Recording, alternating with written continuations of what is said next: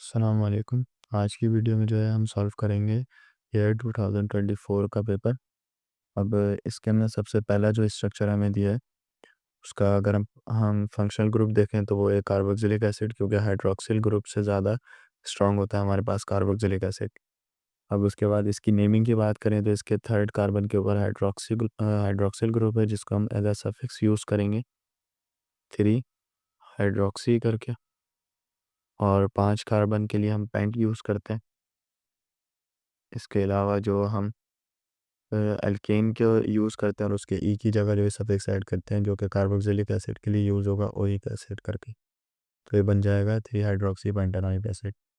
उसके बाद सेकंड जो हमारे पास स्ट्रक्चर है उसका हमारे पास जो फंक्शनल ग्रुप है वो है एस्टर। अब एस्टर के अंदर जो है हम ये वाली साइड जो है उसको एज अल्काइल रेडिकल लिखते हैं और ये वाली साइड पे हम OH करके सफिक्स ऐड करते हैं। तो इस वाली साइड पर जो अल्काइल रेडिकल अटैच है वो है आइसोप्रोपाइल। और ये टोटल जो है 4 कार्बन है। तो 4 कार्बन्स के लिए हम यूज़ करते हैं ब्यूटेन। और अल्केन के ई की जगह हम सफिक्स ऐड करेंगे जो कि होगा हमारे पास OH करके। इसके बाद जो हमारे पास थर्ड स्ट्रक्चर है उसके अगर अंदर हम देखें तो उसका फंक्शनल ग्रुप है ईथर। और ईथर के अंदर जो है हम एक साइड जो है वो उसके साथ ऑक्सी लगाते हैं एज अ सफिक्स, और एक साइड जो है हम पेरेंट अल्केन के तौर पे यूज़ करते हैं। तो इसमें अगर हम ये वाली साइड देखें तो ये इसके फर्स्ट कार्बन पे अटैच है, तो हम इसको लिखेंगे 1 इथॉक्सी करके।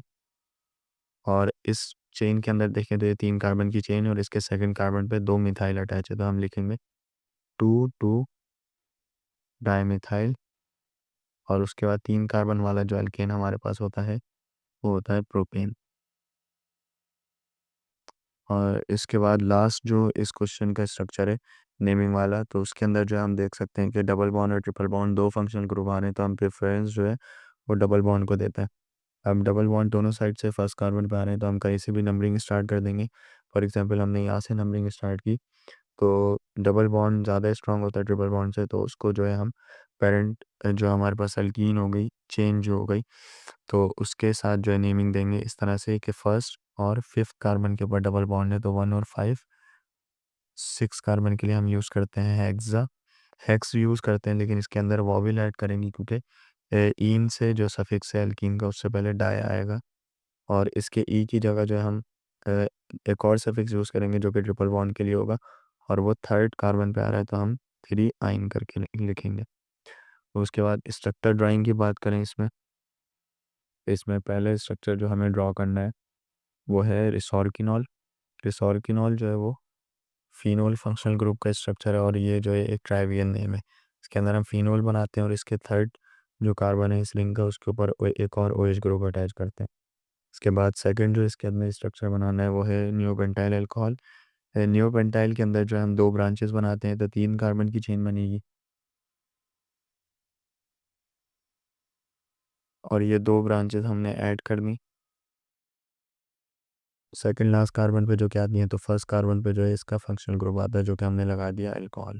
इसके बाद जो हमारे पास स्ट्रक्चर है तो वो 2025 के पेपर में भी था, जो कि था बेंजोफिनोन। बेंजोफिनोन जो है उसके अंदर कीटोन फंक्शनल ग्रुप के तौर पे यूज़ हो रहा है और दोनों साइड पे उसके जो चेन होती है उसको फिनाइल लगाया जाता है। तो ये कार्बोनिल कार्बन आ गया ऑक्सीजन के साथ, और इसके दोनों साइड पे फिनाइल ग्रुप हम ऐसे भी अटैच कर सकते हैं, या फिर मैंने लास्ट वीडियो में भी बताया था इसको हम ऐसे भी अटैच कर सकते हैं। उसके बाद जो हमारे पास फोर्थ स्ट्रक्चर है वो है डाइफिनाइल ईथर। ईथर जो है उसके हम अंदर ऑक्सीजन फंक्शनल ग्रुप होता है, और डाइफिनाइल है तो मतलब दोनों साइड पे एक एक फिनाइल ग्रुप आ जाएगा, तो ये बन जाएगा हमारे पास डाइफिनाइल ईथर। इसके बाद जो है जो हमारे पास फिफ्थ स्ट्रक्चर है वो है TNT। TNT की जो फुल फॉर्म होती है वो होती है ट्राई नाइट्रोटोलीन। ये टोलीन भी एक ट्राइवियल नेम है। तो टोलीन जो होता है हमारे पास वो कुछ इस तरह से होता है कि हम एक बेंजीन रिंग बनाते हैं और उसके फर्स्ट कार्बन पे CH3 अटैच कर देते हैं तो ये बन जाता है टोलीन। अब ये ट्राई नाइट्रोटोलीन है तो इसके सेकंड, फोर्थ और सिक्स कार्बन के ऊपर NO2 यानी कि नाइट्रो ग्रुप अटैच होता है, तो ये बन जाएगा हमारे पास ट्राइनाइट्रोटोलीन। उसके बाद जो हमारे पास सिक्स्थ स्ट्रक्चर है वो है आइसोब्यूटाइल एल्डिहाइड। आइसोब्यूटाइल एल्डिहाइड बनाने के लिए हमें पहले ये समझना होगा ब्यूटाइल क्या होता है। ब्यूटाइल के अंदर जो है टोटल 4 कार्बन जाते हैं, ये और इंक्लूडिंग एल्डिहाइड वाला कार्बन भी। अब ये आइसो है तो एक कार्बन इसका ब्रांच के तौर पे यूज़ होगा। हमने एल्डिहाइड का फंक्शनल ग्रुप बनाया CHO करके। फिर उसके बाद जो है हमने 2 कार्बन और लगा दिए इसकी चेन को पूरा करने के लिए, और ये आइसो है तो इसमें सेकेंड लास्ट कार्बन पे एक ब्रांच आती है, तो इस तरह से हमने इसकी ब्रांच अटैच कर दी। अगर पॉसिबली देखा जाए तो ये स्ट्रक्चर पॉसिबल नहीं है, क्योंकि आइसो के अंदर, क्योंकि ब्यूटाइल की बात की जाए तो ब्यूटाइल ऐसा स्ट्रक्चर होता है जिसमें स्ट्रेट 4 कार्बन आते हैं इस तरह से। लेकिन इसमें जो है हम ये वाला कार्बन भी इंक्लूड कर रहे हैं, तो इन्होंने दिया हुआ है तो स्ट्रक्चर अगर बनेगा तो ऐसे बनेगा, वरना देखा जाए तो ये पॉसिबल नहीं है। उसके बाद जो हमारे पास सेकंड लास्ट स्ट्रक्चर है वो है इथाइलिन ग्लाइकॉल। इथाइलिन जो होता है हम इथीन भी कहते हैं उसे, तो वो इस तरह से बनता है।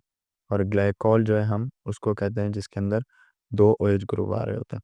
तो हमारे पास ये स्ट्रक्चर बन गया इथाइलिन ग्लाइकॉल का।